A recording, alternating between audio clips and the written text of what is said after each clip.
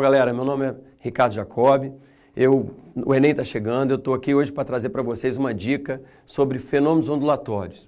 A gente percebe que quando nos Enems aí dos últimos anos, é muito comum aquela questão que você fala simplesmente aquela associação. Tal evento pode ser associado à reflexão, tal evento pode ser associado à refração. Então, o que eu quero passar para vocês é uma dica aí de como identificar o fenômeno ondulatório dentro daquela questão. Uma dica, pelo menos, umas palavras-chave, alguma coisa do tipo. Então, vamos lá, olha só. Um dos fenômenos ondulatórios mais comuns que tem é a reflexão. Então, quando você tem uma questão que fala de reflexão, provavelmente ele vai dar a você uma ideia de que a onda volta, que existe um certo retorno da onda. Tá? Teve uma questão do Enem aí passado que falava assim, olha, uma onda foi emitida no Rio de Janeiro em direção à ionosfera e a onda voltou e foi parar lá em Manaus. Então repara que essa volta está sempre relacionada a qual fenômeno? Reflexão, tá bom? Só que reflexão, ela pode ser para qualquer onda. Então a primeira coisa é lembrar o seguinte, quando a gente está tratando de reflexão da luz, nós temos dois tipos. A reflexão ordenada ou especular, especular, espelho, que é aquela reflexão que ocorre nas superfícies polidas, que permite a formação de uma imagem. E a reflexão desordenada ou difusa, que é quando a luz incide numa superfície rugosa. Então, eu consigo ver a pessoa que está do meu lado, porque essa pessoa está refletindo a luz de forma difusa. Por falar em a pessoa refletindo a luz, vamos lembrar de um detalhe aqui, olha. O que acontece quando a luz branca incide numa superfície verde? Nós temos que lembrar o seguinte, a luz branca é policromática. Se for a luz branca do Sol, no meio dela tem que ter todas as cores do espectro. Isto é, dentro dessa luz branca tem luz verde. Quando a luz incide aqui, a luz verde será refletida e as demais cores serão absorvidas.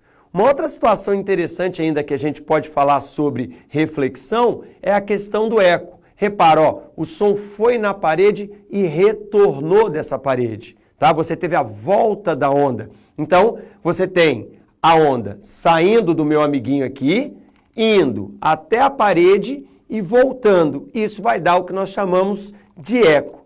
Nós temos que estar atentos que toda questão que fala de tempo de eco, o tempo de eco, galera, é sempre o tempo de ida mais o tempo de volta, tá bem? Então, lembra disso, hein? Tempo de eco é o tempo de ida e volta, tá bom? Outro fenômeno ondulatório interessante, galera, a difração. Quando a gente tem uma questão que trata de difração, provavelmente dentro do texto da questão, ou às vezes no contexto da questão, vai ter o termo contorna. Então, a difração é quando a onda contorna obstáculos ou fendas. Só que esse contorno, ele tem um condicionamento. Como assim? Se o comprimento de onda for próximo, se o comprimento de onda for bem maior do que esse obstáculo, essa difração ela vai ocorrer direitinho. Então, a onda vem aqui e contorna esse obstáculo. Agora, se o comprimento de onda for muito pequeno, esse contorno praticamente não ocorre. A luz não vai contornar esse mouse. Por quê? Porque o comprimento de onda da luz é muito pequeno comparado a esse mouse que está aqui. Beleza, gente? Aí, olha só. Outro fenômeno que a gente tem aqui interessante seria quem? A polarização. A polarização, ela é um pouco mais complexa. Ela tem uma pegada aqui que não é muito simples, tá? Então, o que é polarizar uma onda? Provavelmente, quando você pega uma questão que trata de polarização, em algum momento ele vai usar o termo filtrar. Filtrar a luz. Então, polarizar é filtrar as várias direções de vibração de uma onda transversal. Então, eu posso fazer uma onda com várias direções de vibração e, ao polarizá-la verticalmente, é fazer com que ela deixe de ter várias direções de vibração e passe a ter apenas uma direção de vibração. Isso, galera, é o que a gente usa no cinema 3D. Aquelas lentes dos óculos do cinema 3D são lentes polarizadoras, beleza? Um outro fenômeno que nós temos aqui interessante, galera, é a ressonância. O que é a ressonância?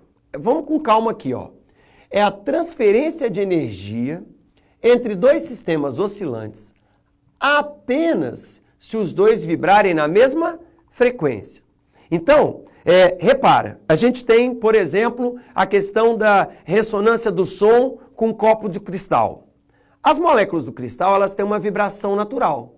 Se a frequência do som atingir as moléculas do cristal com a mesma frequência que elas vibram, é como se desse um empurrãozinho no momento certo. Quer dizer, cada vez que a onda chega ali, bota a molécula para vibrar, aumenta a vibração dela. Aumenta a vibração dela, quer dizer, é como se eu estivesse empurrando na hora correta. Então, isso vai transferindo a energia da onda para o sistema oscilante. Só que essa transferência só ocorre de forma ótima se a frequência de oscilação dos dois sistemas for a mesma.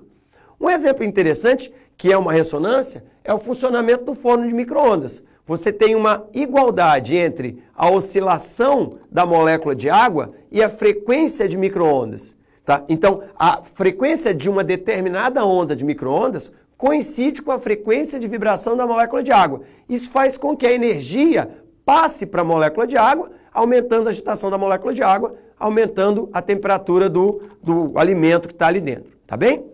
Outro fenômeno que a gente tem interessante, galera, é a interferência. E aqui eu já coloquei os dois no mesmo slide, porque o pessoal costuma misturar as coisas. Ressonância é transferir energia de um sistema para outro. Interferência é a superposição, é o encontro de ondas de mesma frequência. É simplesmente fazer a superposição delas, é fazer as duas ocuparem o mesmo lugar do espaço. Ok?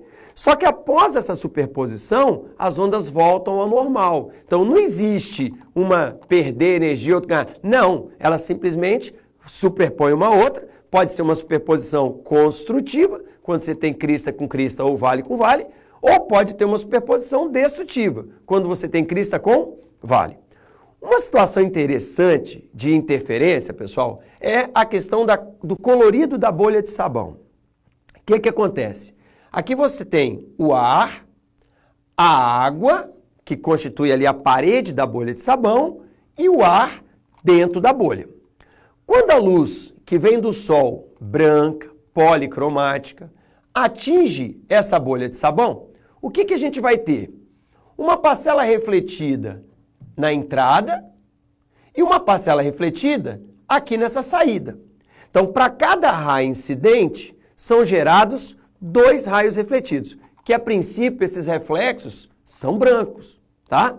Só que é o seguinte, no meio do branco tem todas as cores, no meio do branco tem todas as cores. O que pode acontecer?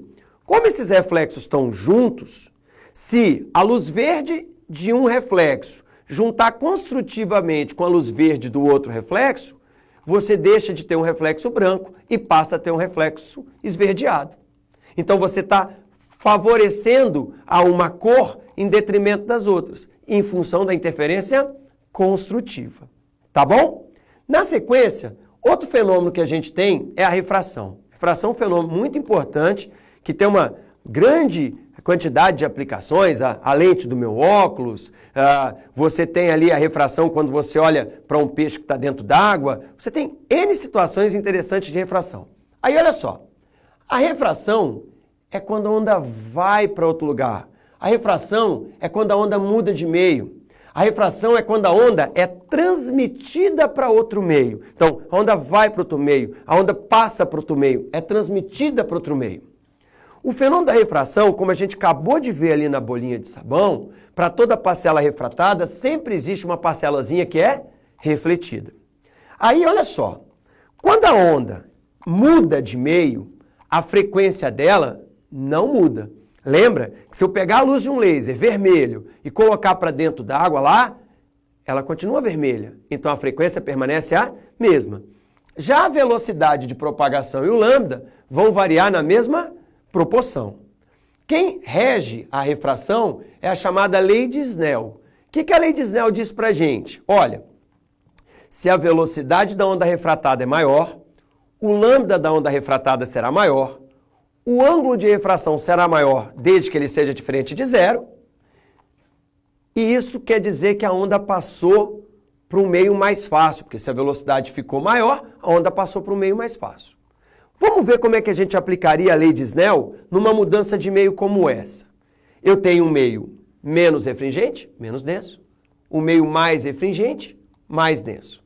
E eu tenho uma luz passando do meio menos para o meio mais refringente, do meio menos difícil para o meio mais difícil. Então, o que acontece nesse caso? A velocidade diminui e o comprimento de onda também diminui. Vai para o meio mais difícil, a velocidade da luz vai diminuir, o comprimento de onda também vai diminuir.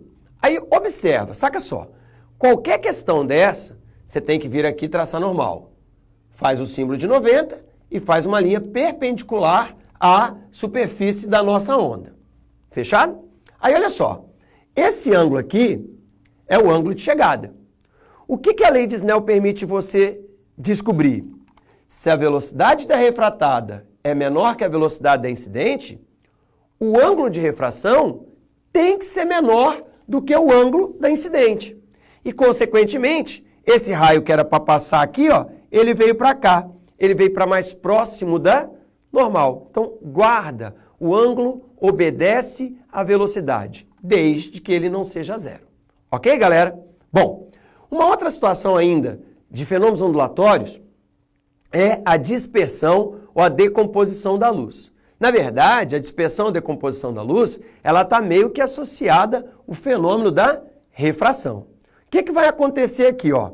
A luz branca, que vem do Sol, ela é policromática, ela tem uma infinidade de cores que tem ali no meio.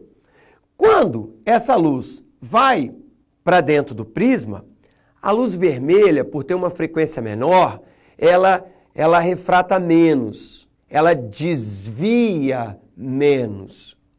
Em compensação, a luz violeta, que tem uma frequência maior, ela refrata mais, ela desvia mais. Então, a refração, ela será diferenciada de acordo com a frequência da luz, de acordo com a cor da luz. Isso vai fazer o quê? Com que aquela luz que estava tudo junto saia separado. Isso está associado ao arco-íris, é o princípio de funcionamento do arco-íris. Bom, gente, olha só, com essas dicas que eu coloquei para vocês, se a gente pegar o histórico do Enem aí nos últimos anos, a gente teve muito disso, de identificar o fenômeno, de você associar isso à refração, isso é decomposição, aquilo é interferência. Então é o seguinte, vamos forçar bem essa distinção dos fenômenos, que eu acho que vai ser muito bom para vocês. Valeu, até a próxima.